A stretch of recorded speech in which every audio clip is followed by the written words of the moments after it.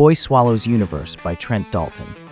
Eli Bell, a boy wise beyond his 12 years, lives in the simmering melting pot of Darra, a Brisbane suburb teeming with refugees of various wars and personal hardships. Eli's own life mirrors the suburb's chaotic blend of beauty and brutality. He shares a cramped house with his mute older brother August and their mother Frances, a woman carrying the weight of a troubled past.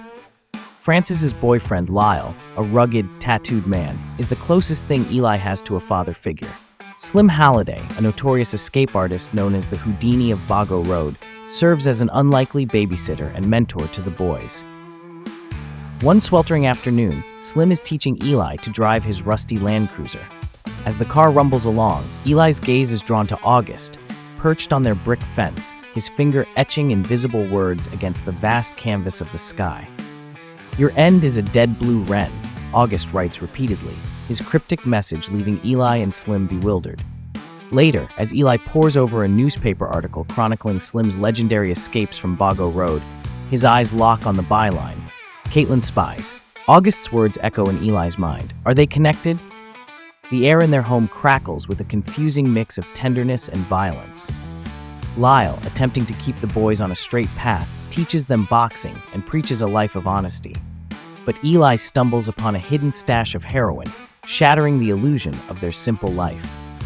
One afternoon, driven by an insatiable curiosity, Eli and August venture into Lena's room, Lyle's late mother's untouched sanctuary, a room steeped in memories of a quiet, hard-working life and a love story that endured the horrors of World War II. Hidden within the wardrobe, they discover a secret room, its only furnishing a solitary red telephone. Eli is both terrified and inexplicably drawn to the phone, its presence a tangible link to the shadowy world Lyle seems to inhabit.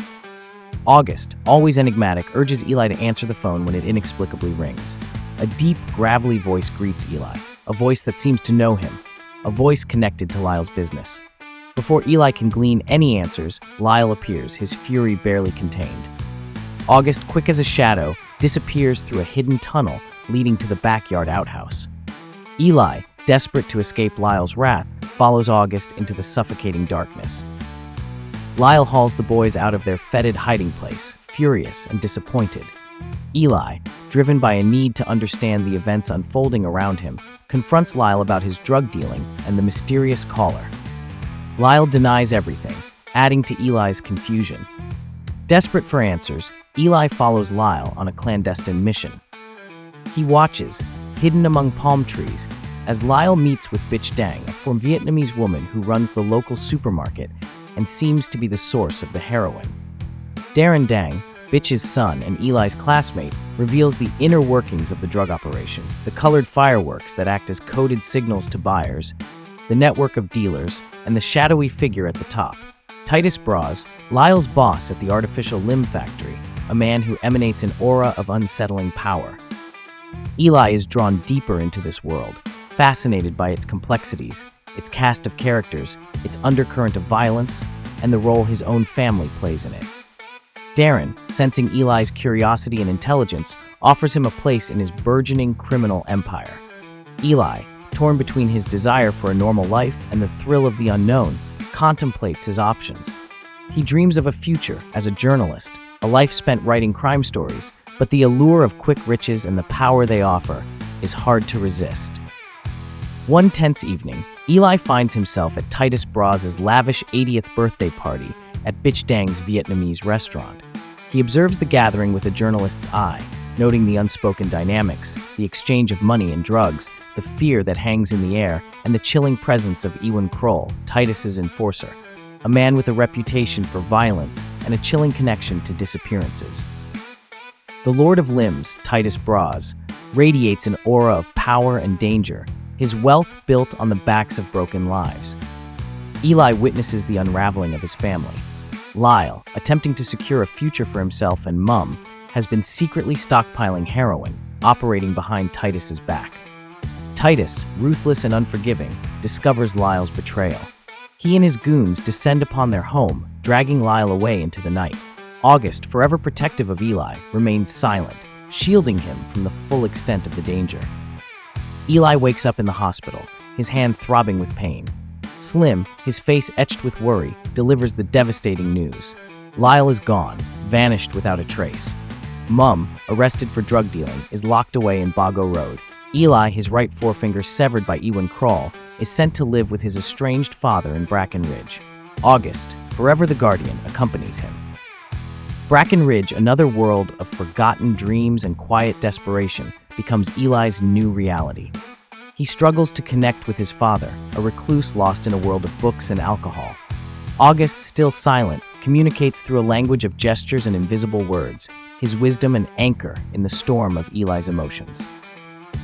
Eli, fueled by grief and a thirst for justice, hatches a plan to free his mother from Bago Road. Armed with Slim's escape strategies and a burning desire to right the wrongs, he sets about meticulously planning his daring prison break.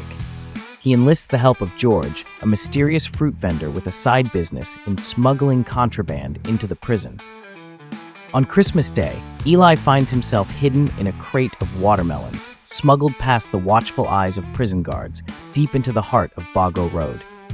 He finds Mum a shadow of her former self, broken by the harsh realities of prison life. He attempts to comfort her, assuring her that everything will get better, that Lyle will be found, that their family will be reunited.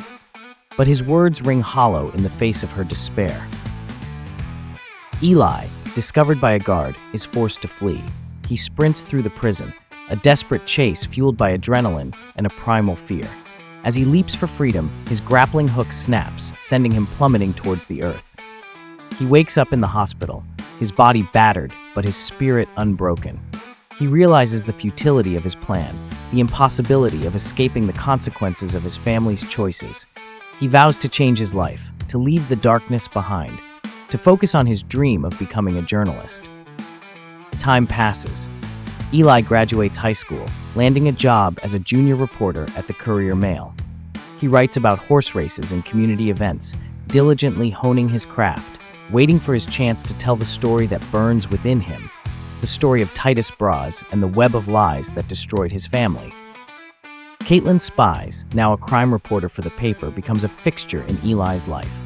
He is drawn to her intelligence, her fierce determination, and the fire in her eyes that mirrors his own. He confides in her, sharing his suspicions about Titus Bras, his fears for Lyle, and his haunting memories of the dead blue wren, a symbol of an impending end. Caitlin, initially skeptical, listens to Eli's story, piecing together the clues.